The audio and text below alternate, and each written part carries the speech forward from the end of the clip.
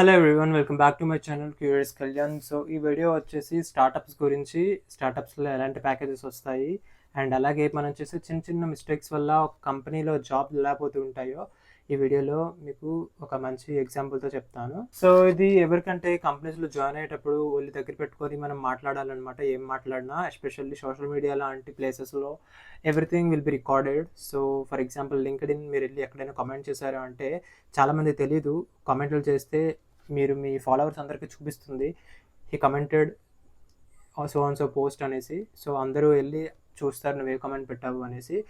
So ఎవరైనా ఎక్కడైనా ఏమైనా కామెంట్లు పెట్టేటప్పుడు ఎస్పెషల్లీ యూట్యూబ్లోని, సోషల్ మీడియా, ఇన్స్టాగ్రామ్ అండ్ అలాగే లింక్డ్ఇన్లో మాత్రం చాలా జాగ్రత్తగా ఉండాలన్నమాట. ఎందుకంటే కంపెనీస్ ఈ మధ్య లింక్డ్ఇన్లో కూడా బ్యాక్గ్రౌండ్ వెరిఫికేషన్ చేస్తున్నాయి. బ్యాక్గ్రౌండ్ వెరిఫికేషన్లో లింక్డ్ఇన్ ప్రొఫైల్ని కూడా చెక్ చేస్తున్నాయి అనమాట. మీరు నిజంగా మీరు లింక్డ్ఇన్లో పెట్టిన కంపెనీస్ లిస్టు అండ్ అలాగే మీ రెజ్యూమేలో కంపెనీస్ లిస్టు అండ్ మీ బిఎఫ్ వర్క్ హిస్టరీలో ఉన్న కంపెనీస్ లిస్టు ఇవన్నిటిని కూడా కంపేర్ చేస్తున్నాయి. సో ఈ వీడియోలో ఫుల్గా నేను డీటెయిల్గా ఎక్స్ప్లెయిన్ చేస్తాను. సో బిఫోర్ గోయింగ్ అహెడ్ మీ అందరికీ పనిష్మెంట్ ఏంటంటే వీడియోని లైక్ చేయాలన్నమాట. ఎందుకంటే ఇప్పుడు నైట్ 11 అవుతుంది. I completed my work. ఈరోజు ఫ్రైడే ఈవినింగ్. సో ఇంత టైం పెట్టి ఈ టైంలో కూడా వీడియోస్ చేస్తున్నందుకు, మీ అందరికీ వీడియోస్ అప్లోడ్ చేస్తున్నందుకు మీరు అందరూ మరి లైక్ చేసి పెట్టాలన్నమాట. ఎందుకంటే ఇంత ఎఫర్ట్స్ పెట్టి చేస్తున్నందుకు మీరు సపోర్ట్ చేయకపోయినా ఇది చాలా పాపం అనమాట. సో జోక్స్ అపార్ట్, ఇప్పుడు మనం స్టార్ట్ చేస్తే స్టోరీలోకి వెళ్ళిపోతే, సో ఒక స్టార్టప్ ఉంది. సో స్టార్టప్లో ప్యాకేజెస్ ఎలా ఇస్తారని మాట్లాడుతున్నాం కదా. సో రీసెంట్గా ఏం జరిగిందంటే, ఒక స్టార్టప్ ఉంది. ఆ స్టార్టప్ ఏం చేస్తుందంటే హైరింగ్ చేస్తుంది అనమాట. సో జూనియర్ డెవలపర్ రోల్కి హైరింగ్ చేస్తుంది. సో ఈ జూనియర్ డెవలపర్ రోల్కి వాళ్ళు పెట్టుకున్న ప్యాకేజ్ ఎంతో తెలుసా? Around 2 years, fresher to 2 years experience లోపల వాళ్ళని తీసుకుంటున్నారు. సో వాళ్ళు పబ్లిష్ చేశారు, హెచ్ఆర్ ద్వారా చాలా రెజ్యూమేస్ని అయితే షార్ట్ లిస్ట్ చేశారు. బట్ ఎవరిని కూడా ఫైనలైజ్ చేసుకోలేదు. అంటే ఇంటర్వ్యూస్ పెట్టారు కానీ ఎవరు ఇంటర్వ్యూ క్లియర్ చేయలేదు అనమాట. బికాస్ స్టార్టప్ అంటేనే నువ్వు రాగానే డైరెక్ట్గా ప్రాజెక్ట్లో పెడతారు. సో ఇలాంటి చక్కటి అవకాశం మనకి స్టార్టప్స్లోనే వస్తుంది. ఎందుకంటే వాళ్ళు డైరెక్ట్గా నిన్ను వర్క్లో పెడతారనమాట. నిన్ను ఎలా గ్రైండ్ చేయాలంటే అలా గ్రైండ్ చేస్తారు. అలాగే ప్యాకేజీలు కూడా బాగా ఇస్తారు. సో ఈ రోల్కి వాళ్ళు వచ్చేసి 20 LPA ఇస్తాము, మీరు ప్రొఫైల్స్ అందరూ పంపించండి, మేము షార్ట్ లిస్ట్ చేసి మీకు ఇంటర్వ్యూస్ కండక్ట్ చేస్తామన్నారు. మొత్తానికి ఎవ్వరూ క్లియర్ చేయలేదు. అంటే వాళ్ళు పెట్టిన టెస్టులు ఎంత కష్టంగా ఉన్నాయో ఊహించుకోండి. సో ఒక అబ్బాయి అయితే క్లియర్ చేశాడు అనమాట. క్లియర్ చేసిన తర్వాత he said like I want 22 LPA.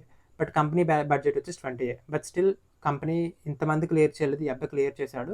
So ఒక 2 లక్షలు ఎక్కువ ఇచ్చినా పర్లేదు, నాకు ఈ క్యాండిడేట్ కావాలి అనేసి ఫౌండర్ పట్టుబట్టాడు అనమాట.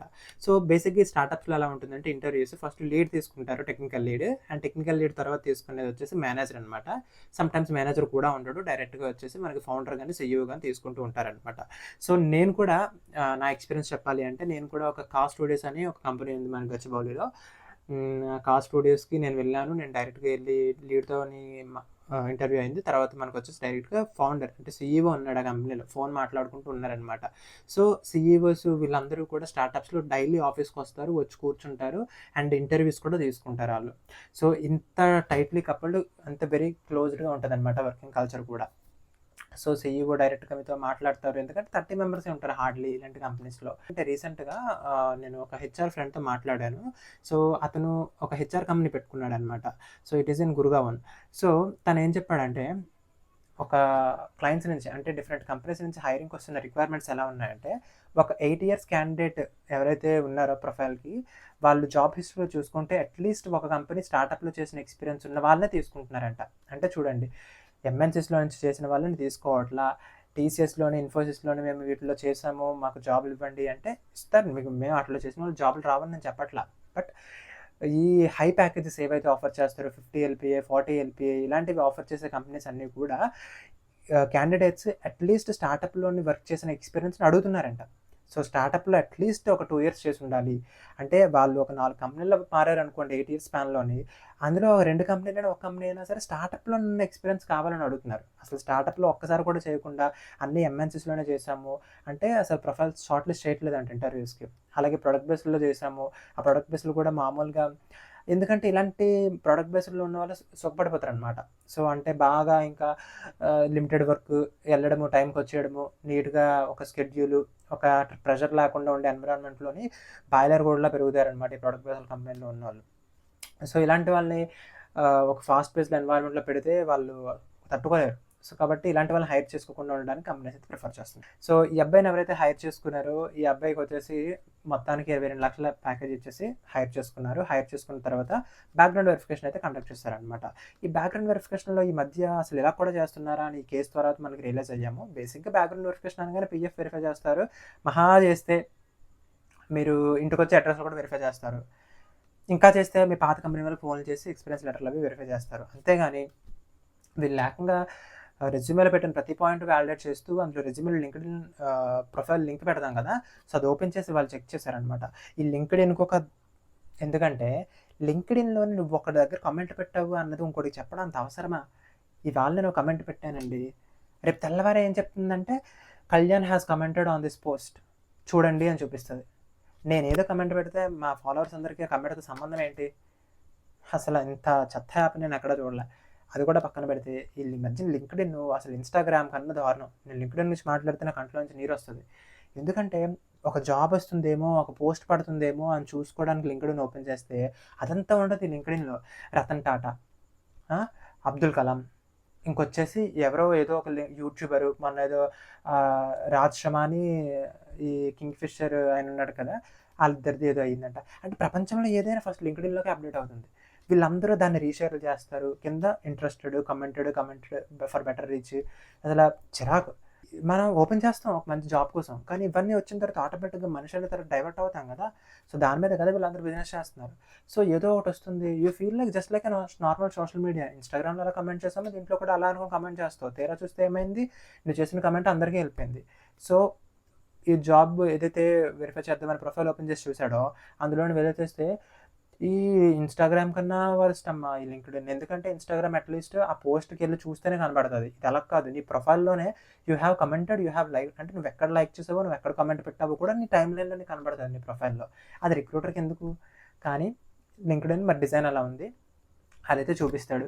సో చూపించగానే ఈయన ఏం చేశాడు, రీసెంట్గా ఒక రిలీజియస్ సెంటిమెంట్ దెబ్బతీసేలా ఒక కమెంట్ చేశాడు అనమాట. ఆ బ్యాక్గ్రౌండ్ ఏంటి, ఎవరి సెంటిమెంట్, హిందూస్ ముస్లిమ్స్ అవంతా మనకు అనవసరం, బట్ సమ్వేర్ ఈయన ఒక సెన్సిటివ్ ఇష్యూ మీద అయితే కమెంట్ చేశాడు. సో అది ఈ ఫౌండర్కి నచ్చలేదనమాట. సో జనరల్గా కంపెనీస్ ఏం రిపోర్ట్ చేయవు, బట్ మరి ఏంటయిందో ఈ బ్యాక్గ్రౌండ్ వెరిఫికేషన్ చేసిన కంపెనీస్ కూడాను అంత పట్టించుకోరు జనరల్గా.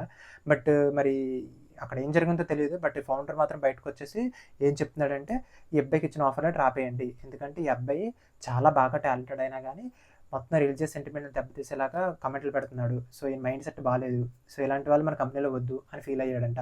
సో అలా అనేసి అబ్బాయికి ఆఫర్ లెటర్ రివోక్ చేసేసాడు, ఇంకా అబ్బాయికి రిజెక్షన్ ఈమెయిల్ కూడా పంపించాడు. బాగుంది, సంతోషం. బట్ మళ్ళీ సోషల్ మీడియాలోకి వచ్చి మహానుభావుడు ఏం చేశాడంటే ఈ అబ్బాయి ఇలాంటి వాడు మంచివాడు, మంచి ప్యాకేజ్ ఇచ్చాము, బట్ అయినా సరే we're agreed, we're committed even to withdraw such high valued persons employees.